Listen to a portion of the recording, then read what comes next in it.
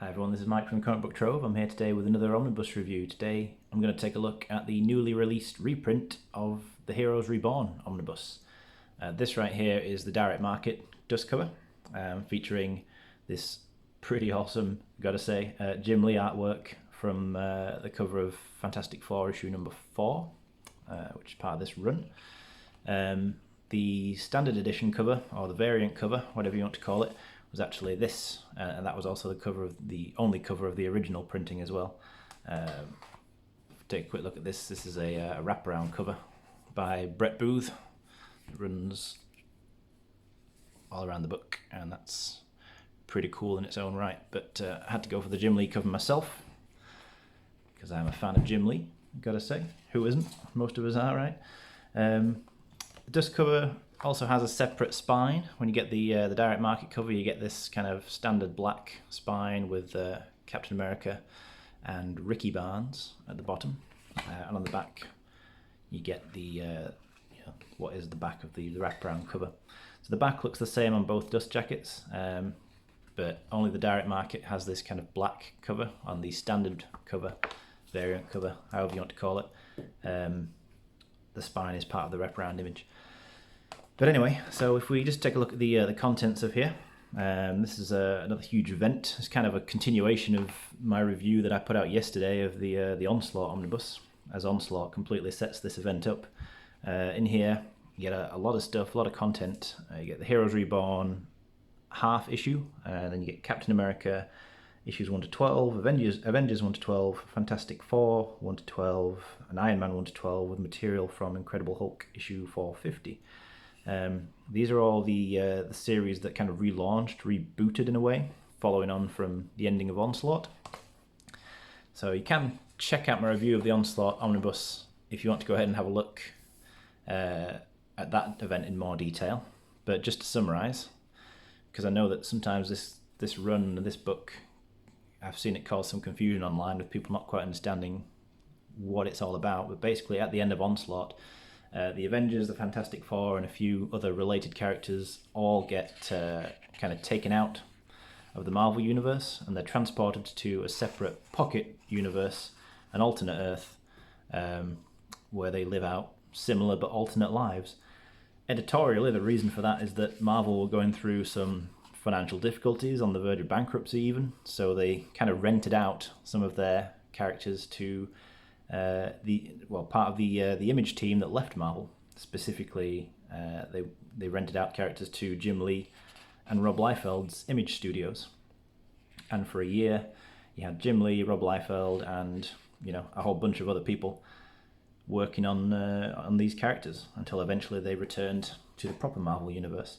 But if you see here, a huge list of names, huge list of creative talents that were involved in various stages of this whole era. Obviously I mentioned Liefeld and Lee, but you've got Jeff Loeb, Scott Lobdell, Jim Valentino, Peter David, Walter Simonson, artists like Will Spatasio, Mike Diodato, Brett Booth, Michael Ryan, and so many more that you can see here. Just a huge list of people involved in working in here. And honestly, I got to say, I'm going to be quite defensive of this run because it gets a lot of criticism. A lot of people put it down, and I get why. I'm not going to say it's amazing, but I read all of this stuff digitally for the first time sometime last year. I did a lot of reading last year, the way things were. We all had plenty of time to read. Well, maybe not all of us, but in general, we were all staying home more often, weren't we? And I read a whole bunch of stuff that I'd never really given much chance before, and this was one of them. I'd always put off reading Heroes Reborn because of the stuff that I'd heard about it, that it was just 90s trash. I got to say that's a bit unfair, I think. There's more to this than I think necessarily people give it credit for. So what you basically get here throughout this book is kind of reimagined versions of the Avengers and Fantastic Four, as kind of spearheaded initially by Rob Liefeld on Captain America and Iron Man, and then, it was basically broken down into two studios. You had Rob Liefeld's studio was handling Captain America and I think Avengers, And then Jim Lee's studio was handling Fantastic Four and Iron Man, I think. Might be slightly mixing that up. But anyway, point is, you had a bunch of Image talents working on these characters, kind of retelling their origins in a more modern way. Although, you know, this is the 90s now, so it's not really that modern. But just kind of taking a lot of the key aspects of the characters and reimagining it as though these characters turned up in, you know, in the 90s as opposed to the 60s.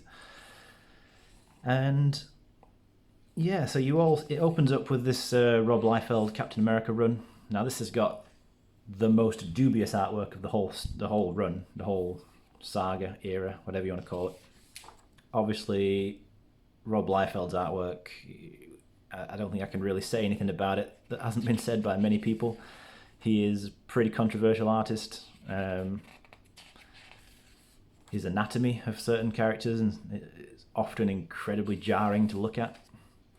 And in here as well, you get some very strange looking panels. Things, people just don't look right, you know. And yet, I don't hate it. It's definitely the weakest art in the whole run, 100%. You know, I'm not really going to say this is great artwork. Yeah, I don't know. The cross hatching is just insane. Liefeld just couldn't help himself. You know, like, I don't know. You'll either like it or you really won't, I think. You know, as is the case with a lot of 90s artwork, and especially Liefeld. And that is a very weird looking face. However you want to try and defend that, it's hard to say that's anything other than really weird. But yeah, as I say, it's kind of good to get the Rob Liefeld stuff out of the way straight away, because from then on in, you definitely get overall better quality artwork, especially by, you know, the likes of Jim Lee. But even so, I didn't hate this. Another thing I'll say about this, it's collected in a reading order as well. So there is a reading order to this whole era. It basically is, even though it looks like 4 separate series, like 4 12-issue series, they are in fact interconnected very strongly, and they basically tell one big interconnected story. So it isn't actually 4 separate series. I mean, it isn't, if you know what I mean. So if you just read, for example, issues 1 to 12 of Captain America or issues 1 to 12 of Fantastic Four, it wouldn't really make any sense. You've got to read the other stuff to really know what's going on. And in this book, it is actually mapped out really well. So you'll go, for example, from reading Captain America issue 6 to Avengers issue 4, and to Fantastic Four, to Iron Man issues 7 to 8, and you know, you're jumping back and forth all the time, but it's in the proper reading order, so it's mapped out really well. And Rob Liefeld, I think he only draws the first 6 issues of Captain America, and then he ended up leaving that series. Just some of the artwork though. If nothing else, I feel like you can look through these issues and have a bit of a laugh looking at the artwork. And then you go into the Avengers stuff. So it was Avengers that was being handled by Rob Liefeld's studio. And Jim Lee was looking after Fantastic Four and Iron Man. But basically what kind of is going on here, you see, as I say, like reimagined versions of all these characters. And it all builds towards, in the end, spoiler alert as well here, it builds towards the coming of Galactus for the first time on this alternate Earth. But you see the introduction of a whole bunch of other villains as well.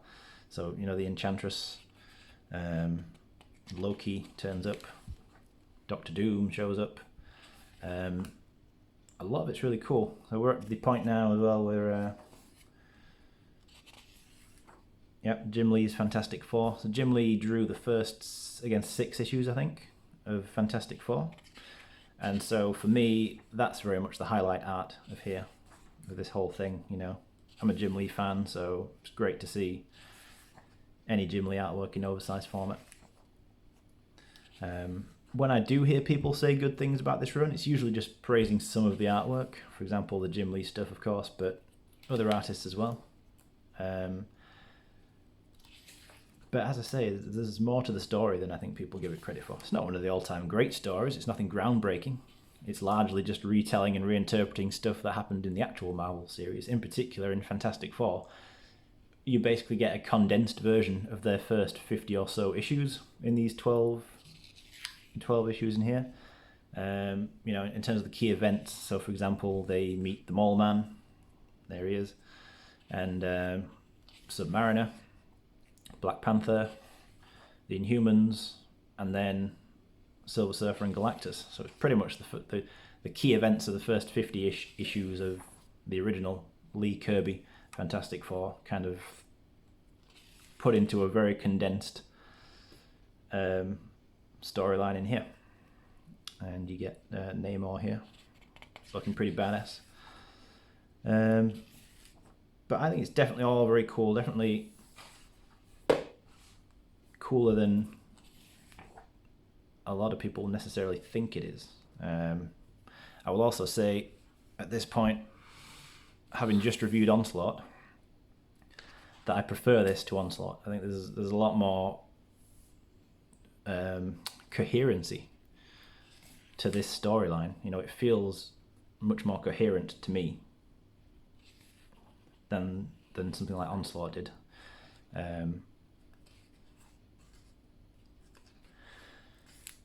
It's a great artwork. Honestly, I love the Jim Lee stuff. Jim Lee's version of Fantastic Four, you know. It's just a few issues, but it's very cool. But it's not the only good stuff, you know. You've got a lot of good artwork in here. You get the artwork here by, I think it's pronounced Chap Yep. Apologies if I'm mispronouncing that. But pretty cool. You're very 90s, obviously, extremely 90s. So it's either for you or it isn't, probably. And hopefully you get an idea looking through this book as to whether or not you think it's something you might be interested in. But honestly, it's good fun. You know, it's just a kind of sort of like switch your brain off and enjoy it kind of fun, you know. Definitely not one of the all-time great runs, but if you just want to read something that's sort of got that action heavy summer blockbuster type feel, you know, really doesn't require a whole lot of thinking, I think this can scratch that itch. And I really liked it, you know, far more than I thought I was going to. But I think it helps to go in having, you know, effectively very low expectations, because I had almost no expectations for this to be anything other than awful. I thought maybe I would read a few issues of it and give up and just think, yep, that is as bad as people say. But I found myself wanting to keep going. And considering that all in all, this is around 50 issues, you know, that's quite a lot of issues to read. And the fact that I read it all just goes to show that I clearly enjoyed it. The Hulk, I want to touch upon the Hulk though. The Hulk is involved here, so Hulk is in Heroes Reborn. But at the same time, unlike all the other heroes, he wasn't taken away from the main Marvel universe to be in these stories. The Hulk was a complete weird anomaly where he existed both here and in the main Marvel universe at the same time, because at the end of Onslaught, Bruce Banner and the Hulk had been split into two, with Banner going in here and still being the Hulk, and Hulk without Banner in his mind staying in the main Marvel universe. And because he was split, main Marvel universe Hulk is kind of slowly dying, and that's all taking part in Peter David's run. So there's some interconnectivity in a way, in a very loose way, between what was going on in Peter David's Hulk run and this. And ultimately it was Peter David actually who wrote the Heroes Return series that brought the Hulk and all these heroes back into the main Marvel universe, following on from this stuff. Which makes it quite interesting. But as I said in my Onslaught review as well, and just talking about the point in general, I imagine it was quite awkward, maybe even frustrating for Peter David in particular, to be still writing his Hulk story when Hulk was also heavily involved in this, and the way that would have dictated what he could do with the character. But anyway, you know, you get Iron Man, Tony Stark's a cool character in here. Not quite the version of Tony Stark that you might necessarily expect him to be. Initially he's very He's kind of an asshole.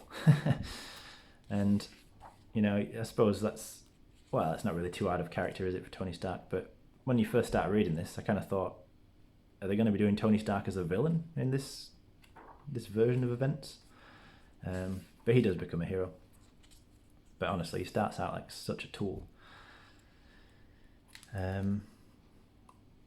But I've got a real soft spot for this. I don't even know why. You know, a lot of the time people kind of assume it's nostalgia.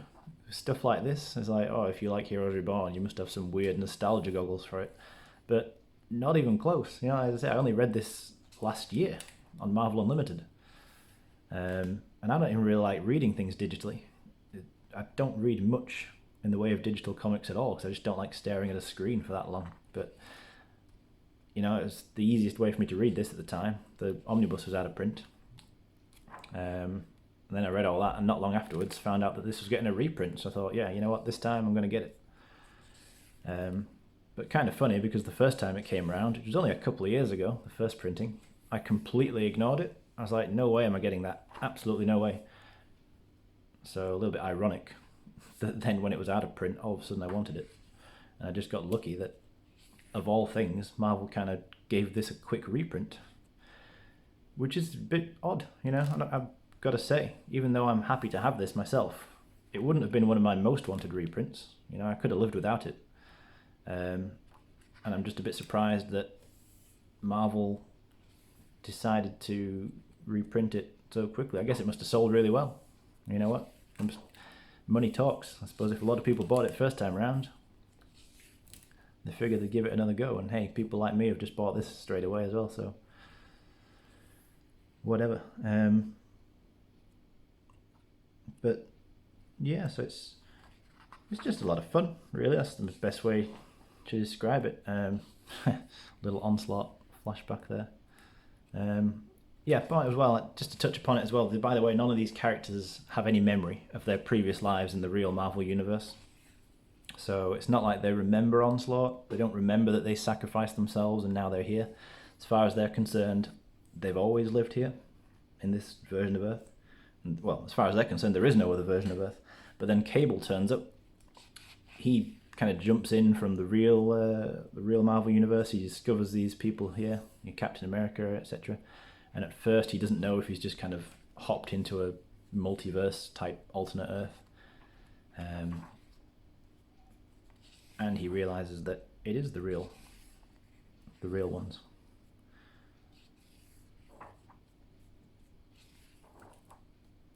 And, you know, for example, the material from Hulk issue 450, again, that's Doctor Strange from the real Marvel Universe discovering that the lost heroes are all in fact alive on this other Earth. So as this run goes on, you know, it's slowly but surely, some of the characters do start to realise that something's not quite right. Hints start to pop up that they're in the wrong place, the wrong Earth.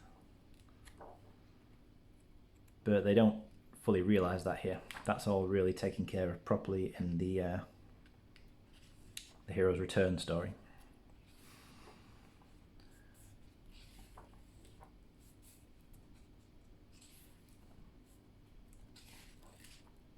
There's definitely some cool artwork in here though. Yeah, I said in my Onslaught review that I've got a bit of a soft spot for this kind of 90s style. And it isn't from nostalgia, so I don't really know why. It's hard for me to put my finger on it a little bit, but it just kind of looks cool, you know, which is literally what they were going for, you know. Image, I feel like, as a publisher, was literally founded on almost on the ideals of two principles. Firstly, it's all about creator rights, and you know, the creators have the rights to what they made up. And then I feel like the second image principle was just, if you think it's going to look cool, draw it. You know, and they pretty much brought that philosophy here, and that's what Marvel were banking on as well. They were desperate. Marvel were incredibly desperate at the time they did this, so they were just praying really that these comics would be successful, because they desperately needed the money. And I think it did have it had the desired effect. People were intrigued, at least initially, as to see how you know, the likes of Lee and Liefeld and their collaborators would handle all this stuff.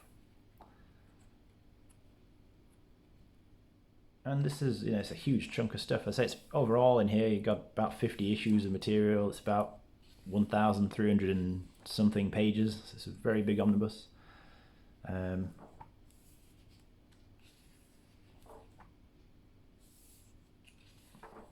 something that I'm quite looking forward to rereading now that I've got it here.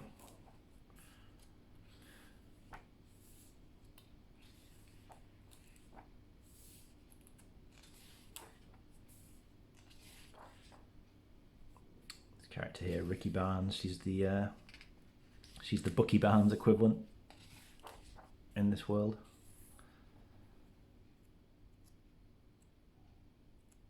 And we're getting to the point now, I think, where everything starts to culminate. There's this plot. This is a story with Nick Fury. Well, briefly, you think that Nick Fury is going to be a villain, but then something happens that explains what's going on there.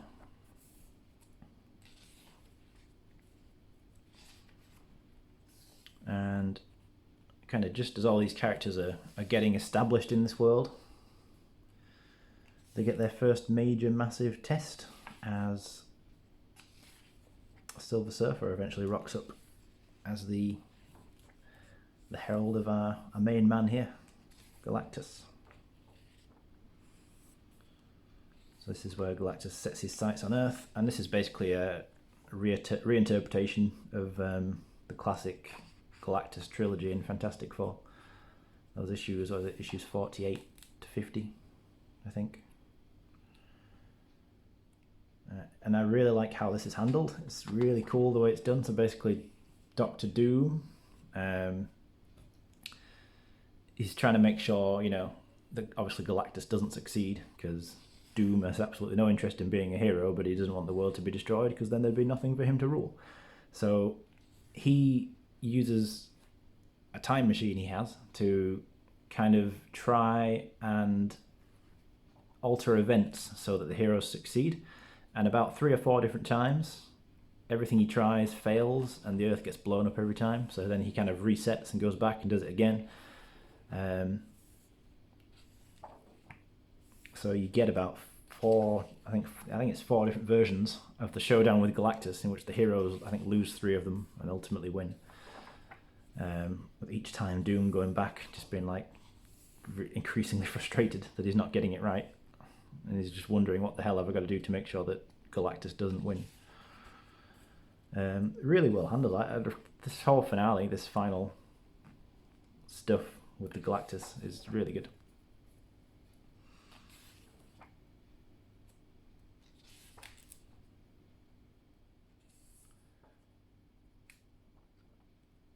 And, you know, ultimately, of course, they managed to win.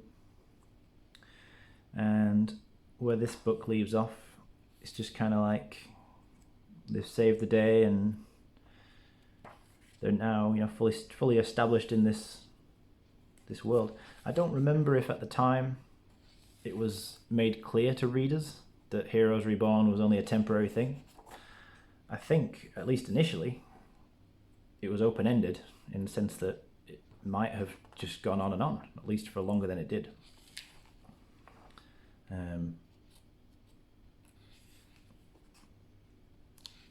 But I think, to be honest, by the end here, by the time we got to the end of the run, I think it was known to everybody that these characters are all going to be going back. Not really much in the way of extras in the back of here, but to be fair, the book's massive enough as it is. Yeah, not really anything. No bonus section as such, just a little bit of sketch work and writing at the back there. But yeah, so that's a look through the new printing of this book for anyone who maybe missed out on the first printing like I did and didn't know whether they were going to pick this one up. Definitely a bit of 90s fun, something that you can just have a good amount of fun just to read. You know, not one of the great stories, the great runs, but I definitely give it more praise than Onslaught. As Onslaught was a much more inconsistent story. I felt that was a much more unnecessarily bloated event, whereas everything in here actually feels like it belongs there. And you could argue, of course, that it's not a story for you, or that you still think it should have been shorter, or hell, not existed at all in the first place. But at least I can say every issue in here, everything collected serves a narrative purpose. So there are no issues that I'm reading where I'm thinking, why am I reading this? Why is the story gone over to focus on this? So for that reason, I give this more of an approval than Onslaught. But I do think it's worth reading at the very least the key parts of Onslaught before you go into this, just so you kind of have the context of why they're all in this universe.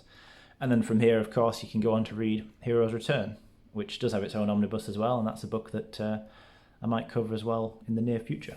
But as always, thank you for watching this video, and hope it was of use to you, hope it was insightful, and if you could leave a like on the video, maybe if you want to comment on it, or subscribe to the channel even, hey, that'd be great. I do always appreciate any kind of support. But yeah, thanks for watching, and I'll be back with you soon with another video.